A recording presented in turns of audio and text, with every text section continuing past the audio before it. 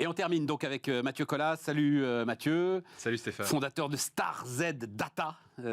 Tu nous dis un mot, agrège la data de 8000 providers. Tu nous dis un mot de ton aventure StarZ Data. Alors c'est une entreprise que j'ai créée il y a bientôt 2 ans et demi. Notre métier, c'est d'aider les entreprises, aujourd'hui plutôt les grandes entreprises, à devenir plus performantes, à créer plus d'impact aussi positif, avec des sources de données à haute valeur ajoutée. Ouais, voilà, c'est ça. Toi, tu apportes de la donnée raffinée, hein, alors que c'est ça, sélectionnée, raffinée. Beaucoup d'entreprises sont noyées dans le data lake à essayer de chercher. Tiens, ben encore ce matin, discussion avec des spécialistes de la conformité bancaire. Et donc, la question était comment essayer d'avoir une meilleure approche par les risques en utilisant la data. Et ce que disaient les spécialistes de la conformité bancaire, c'est mais on n'en est pas là, les gars. Déjà, c'est quelle data est-ce qu'on peut utiliser, comment est-ce qu'on est sûr de la qualité de notre data. Enfin voilà, c'est absolument. Pour l'instant, ils n'en sont que là, quoi. Avant même de savoir si ça pourrait être efficace, parce que personne ne doute qu'une fois qu'elle est raffinée, elle comme peut ils le être disent, en évidemment fait, efficace. il y a eu beaucoup d'investissements qui ont été réalisés sur les data lakes et ça date pas de 2021, ça date de 2013-2014. Ouais, tout à fait. À peu près que ça a commencé. Et un de nos enjeux maintenant, c'est de transformer la data en produit. Un produit, c'est un client, c'est un contexte d'utilisation, c'est aussi un prix, ça peut être un prix interne pour des données internes. Nous, c'est ce qu'on fait aujourd'hui avec des données externes. Et donc, on est dans cette démarche de transformer toi, ton sujet, c'est données en un produit. Ouais, mais ton sujet, c'est des données externes. Hein. Absolument. Qui sont très très importantes aujourd'hui pour énormément d'entreprises aussi. Voilà. Absolument, avec une donne qui a beaucoup changé depuis la création de l'entreprise. Alors déjà, il y a eu le Covid, donc l'entreprise a été créée pendant le Covid. Et ensuite, on a ce que tu connais, tout ce phénomène d'inflation, de rupture des chaînes logistiques et de remise en cause totale des supply chains. Donc effectivement, tout ce qui concerne le risque aujourd'hui, tout ce qui va concerner aussi l'optimisation des coûts, la fidélisation des clients, la traçabilité des supply chains, c'est ce qui génère 90% de notre business. Alors, tu t'es intéressé à l'IA générative. Comme tout le monde, tu t'es intéressé à ChatGPT et ses amis, hein, puisque ce qu'on pressentait, hein, tous les gros acteurs en sont à peu près plus ou moins au même stade. La question est de savoir s'ils communiquent dessus ou pas. Et tu dis, on va voir un petit peu la petite publication que tu as produite, on va en voir la couverture, que c'est un choc en fait pour l'écosystème des providers de data. Donc raconte-moi un petit peu d'abord de quel écosystème est-ce qu'on parle et raconte-moi un petit peu la teneur de ce choc. Alors c'est un vrai challenge parce que l'écosystème des fournisseurs de données et d'informations, c'est un écosystème qui est très complexe de par la nature des données différentes qui sont manipulées, de par les différents secteurs auxquels d'usage. C'est un secteur que peu de personnes en fait adressent aujourd'hui. Malgré tout, c'est un gros secteur, c'est 250 milliards au niveau mondial. Vous connaissez tous Bloomberg, qui est un des premiers acteurs. D'autres personnes connaissent IQVIA dans le domaine de la santé. Et ces 10 dernières années, les VC ont énormément investi dans des sociétés qu'on appelle des SaaS, B2B, qui aident les entreprises à être plus performantes. Ce qu'on constate aujourd'hui, c'est qu'il y a une myriade de fournisseurs de données qui sont disponibles. Ils sont totalement inconnus des clients. Et c'est la raison pour laquelle on a lancé ce site starsdata.com qui vise tout simplement à référencer toi, je le disais, tu as eu de données. 8000 providers, c'est ça? Oui, et c'est en fait, pour être clair, ça ne reflète pas la réalité du marché, puisqu'aujourd'hui, au niveau mondial, on estime que c'est plutôt 150 000 ou 200 000 fournisseurs de données. Mais déjà, avec 8000 fournisseurs de données, on peut faire des choses très intéressantes. Dans le point de vue que tu as eu la gentillesse de présenter, je prends juste l'exemple des ressources humaines. Alors, vas-y.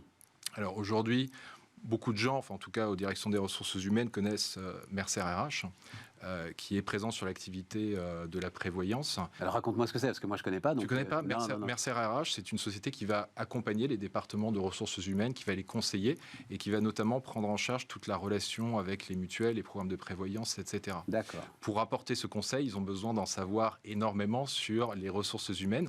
Ils apportent un éclairage extérieur et à ce titre-là, ils vont se doter d'expertise interne. Historiquement, c'était plutôt des individus, puisqu'on est dans l'activité du conseil. Et puis, au fil de l'eau, ces individus se sont dotés de solutions sur étagère, donc des solutions SaaS, dont une que je prends en exemple dans le point de vue qui s'appelle Revelio Labs. Revelio Labs, c'est une entreprise qui permet de cartographier les flux de collaborateurs entre différentes entreprises et d'avoir une vision très fine sur le marché de l'emploi. Cette entreprise, elle est basée aux États-Unis. Son logiciel est destiné au département de ressources humaines. Ce qui est intéressant, c'est de regarder l'amont, en fait. Qu'est-ce qui se passe en amont de tous ces logiciels SaaS qui existent sur le marché ? Tu as quelques fournisseurs qui existent, mais qui sont très peu connus. très peu connus parce qu'ils n'ont pas de capacité de distribution, qu'ils ne font pas de marketing et que leur offre, elle est disponible via une API. Le gros mot, l'API, c'est quelque chose qui est utilisé par les développeurs pour accéder à de la donnée. Ouais. Et la vertu c'est de la discussion entre systèmes informatiques, voilà, les API. L'API, c'est les portes d'entrée qui permettent aux systèmes numériques de se brancher les uns avec les autres. Comme on va au restaurant, c'est le menu en fait du système d'information. Ce qui est aujourd'hui utilisé par toutes les grandes entreprises du digital auxquelles tu faisais référence tout à l'heure. Et en amont de ça, donc, en amont de Revelio Labs, sur la chaîne de valeur de la data, tu as une entreprise américaine qui s'appelle People Data Labs. Et eux, en fait, ils recensent en fait cette matière brute, ils la raffinent pour être sûr qu'il n'y a pas d'erreur. Et ensuite, elle est réutilisée par ces fournisseurs de SaaS. Qu'est-ce que GPT et l'IA générative changent justement pour l'ensemble de cet écosystème-là aujourd'hui, Mathieu? Alors, la première chose, c'est que si on prend l'amont de la chaîne de valeur de la data, donc j'ai pris l'exemple des ressources humaines tout à l'heure, il y a un exemple, tu parlais de la conformité tout à l'heure ou des directions financières, tu as les fournisseurs d'informations sur les entreprises. Ouais. Connaître les entreprises, c'est un énorme enjeu aujourd'hui, que ce soit pour gérer la facturation digitale qui arrive à la fin de l'année dans les grandes entreprises, ou que ce soit simplement pour gérer tes achats. Et l'information sur les entreprises, aujourd'hui, elle est collectée auprès d'organisations comme l'INSEE, l'INPI ou autres. Tu as de l'information qui est structurée, c'est-à-dire des chiffres, mais 95% de l'information, elle est textuelle. Ce qui est très intéressant avec ChatGPT et en fait OpenAI, c'est que ça démocratise l'accès à des technologies qui vont permettre de lire et d'interpréter du texte. Et donc c'est ça qui va changer énormément de choses dans cette chaîne de valeur, c'est qu'on va avoir des opportunités d'optimisation des coûts pour tous ces acteurs qui sont en amont de la chaîne de valeur, qui vont pouvoir diversifier les sources de données. Et de l'autre côté, c'est aussi l'opportunité pour les entreprises de se brancher directement. Moi, je pensais, est-ce qu'ils ne sont pas menacés, ces acteurs qui sont justement en amont de la chaîne de valeur? C'est-à-dire qu'aujourd'hui, la donnée... alors, je racontais hier, c'était vraiment exemple du cœur de métier qu'on fait. Aujourd'hui, si je veux savoir définir la classe moyenne en France, si je veux savoir combien de salariés en France sont entre 0,75 fois le salaire médian et 2 fois le salaire médian, c'est ça faut que je passe une après-midi en fait sur le site de l'INSEE, je suis pas sûr de le savoir. J'ai évidemment, comme tout le monde, posé la question à ChatGPT en demandant ce que disait l'INSEE. Je l'ai eu évidemment en quelques dixièmes de seconde. Et je me dis que un certain nombre de tes providers vont être menacés par cette efficacité à aller chercher la donnée dont j'ai besoin. Alors, Stéphane, je ne vais plus avoir besoin d'eux d'une certaine manière. Non, alors en fait, je pense qu'il faut faire la part des choses entre cet accès un peu artificiel à de l'information qui est générée, qui en fait ce sont des suites de mots qui sont générés, et l'information, la vraie, celle qui est qualifiée et celle qui a été raffinée. Tu utilisais le terme tout à l'heure. Si je prends ChatGPT, comme beaucoup de gens le savent de plus en plus, l'information n'a pas été actualisée depuis décembre 2021. Donc, si tu veux avoir de l'information fraîche, c'est vrai, ça ne fonctionne pas. C'est vrai. Par ailleurs, si tu poses une question à ChatGPT, c'est très rare voire impossible qu'il te dise « je ne sais pas ». En fait, il va inventer une information, il va te la délivrer avec une expression qui te donne confiance.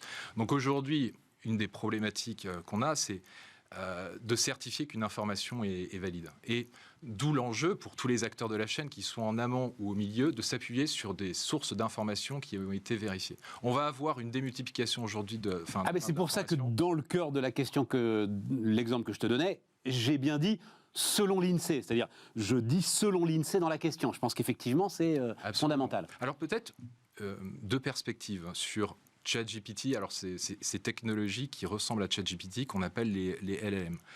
La première, c'est qu'il n'y a pas que ChatGPT. Tu as d'autres sociétés qui émergent, dont une très intéressante qui s'appelle Perplexity AI, que j'invite tout le monde à utiliser. Ce n'est pas un ChatGPT, puisque ce n'est pas une conscience autonome. Je ne devrais pas dire que c'est une conscience, mais il n'a pas conscience de lui-même, Perplexity.ai, quand on l'interroge. Mais il va permettre un accès à des informations qui sont fraîches et mise à jour. Donc c'est une technologie complémentaire et qui effectivement permet d'accélérer pour des gens comme toi la recherche d'informations.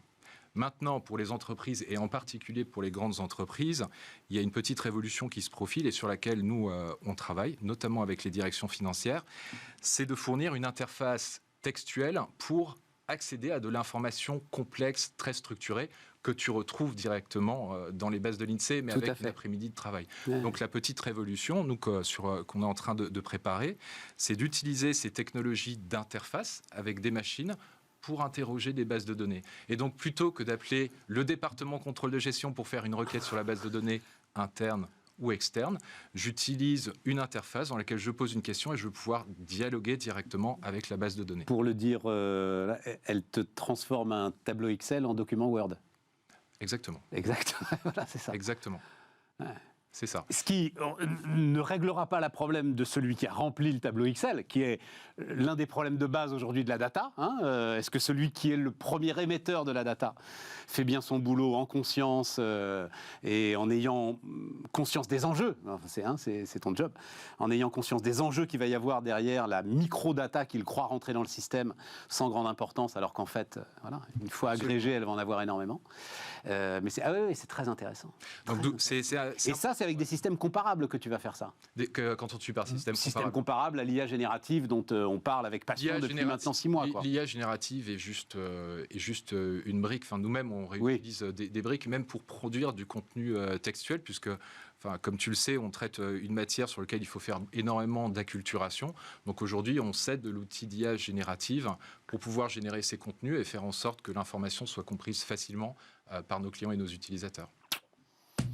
Merci Mathieu pour tout ça. Mathieu Collat, donc, qui nous accompagnait, fondateur de Star Z Data. Merci à vous de nous avoir suivis. Et puis on se retrouve demain pour à nouveau débattre de l'actualité économique.